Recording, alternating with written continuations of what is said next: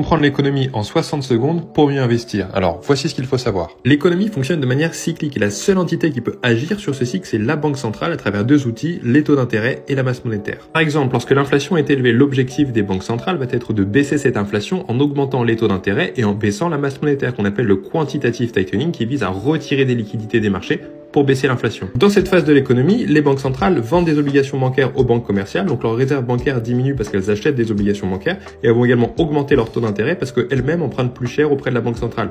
Donc les citoyens vont emprunter et investir beaucoup moins parce que l'argent coûte cher à emprunter avec les taux qui augmentent.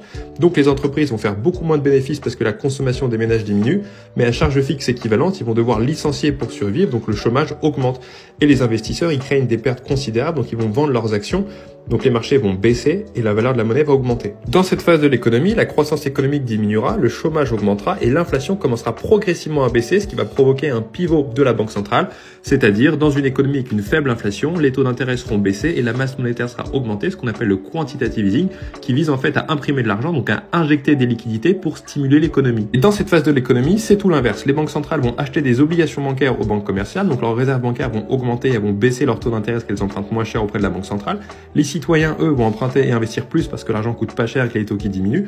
Les entreprises vont enregistrer une consommation qui augmente, donc des bénéfices substantiels. Donc ils vont pouvoir recruter, donc le chômage va diminuer et les investisseurs